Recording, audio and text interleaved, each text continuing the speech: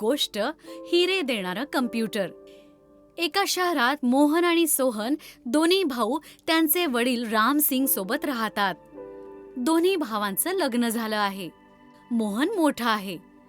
राम सिंग त्याच्या छोट्याशा परचुरणाच्या दुकानात बसला आहे आणि तिथे त्याच्या दोन्ही मुलांना बोलवतो. बाबा, तुम्ही बोलवलत? मला तुम्हा दोन्ही भावांना काहीतरी सांगायचं आहे. हो बाबा, सांगा ना, काय सांगायचं आहे तुम्हाला? मला कॅन्सर आहे. आता किती दिवस उरले ते तर नाही माहीत, पण मी तुम्हा दोघांसाठी विभाजन करून या कागदावर लिहून ठेवलंय. मला जिवंतपणी तर हे विभाजन नाहीच बघायचंय, म्हणून मी वरती गेल्यावरच तुम्ही हा कागद वाचा. रामसिंग कागदाला दुकानातल्याच एका डब्यात ठेवून देतो. कोण जाणे बाबांनी या कागदामध्ये काय लिहिलं आहे. असं नको व्हायला की सगळी संपत्ती सोहनच्याच नावावर लिहिली असेल, पण जर असं झालं तर मी पोलिसात जाईन.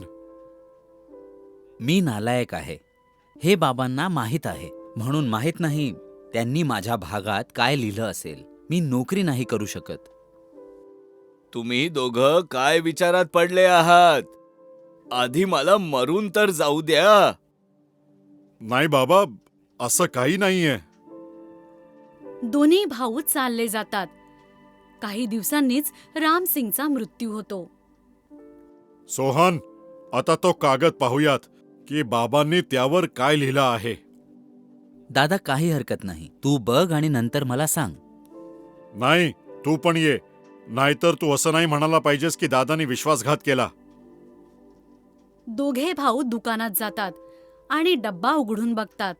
मोहन कागद काढून वाचतो.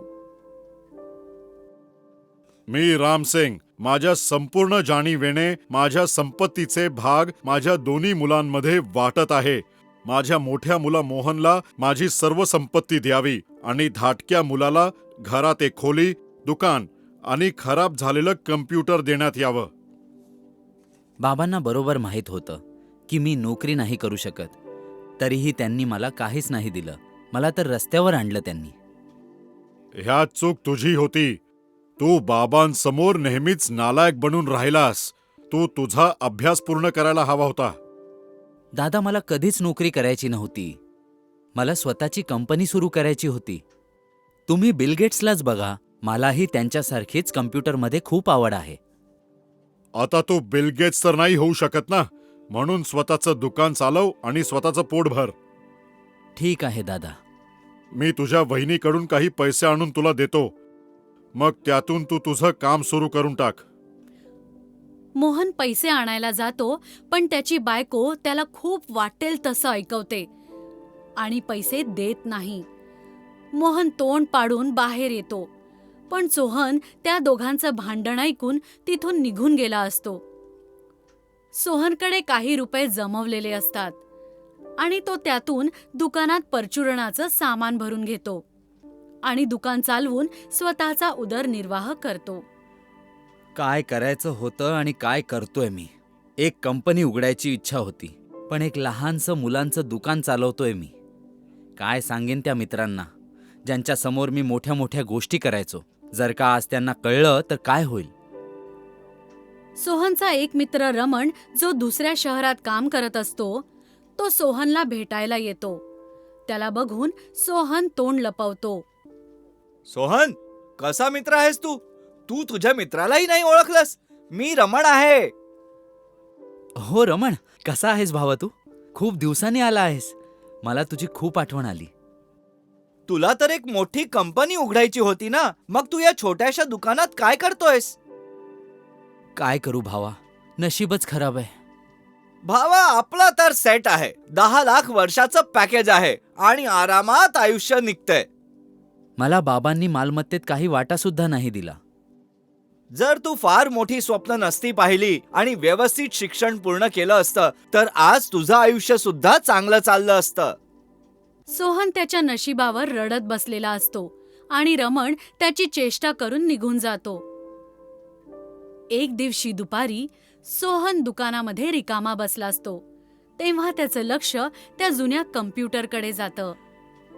आज ह्या कम्प्युटरला ठीक करून बघतो आणि मग ह्याला विकून टाकतो. थोडे तरी पैसे मिळतील. सोहन कम्प्युटरचं सीपीयू उघडतो. पण जसा तो सीपीयूला उघडतो त्यातून हिरे बाहेर पडू लागतात.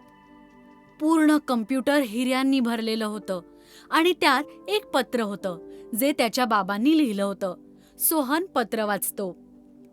बेटा बेटा सोहन, मी तुला मी तुला प्रॉपर्टी मध्ये property वाटा मध्ये म्हणून वाटा नाही दिला, कारण की तू त्या छोट्याशा प्रॉपर्टी मधून तुझी कम्प्युटरची मोठी कंपनी उघडू नसता शकला. म्हणून हे हिरे मी तुझ्यासाठी लपवले ज्याने होते, तू ज्याने तू व्यवस्थित आयुष्य जगू शकशील. कम्प्युटरमध्ये तुझा इंटरेस्ट बघून मला माहित होतं एक दिवशी की एक दिवशी तू ह्याला उघडून नक्कीच बघशील. लव्ह यू बाबा.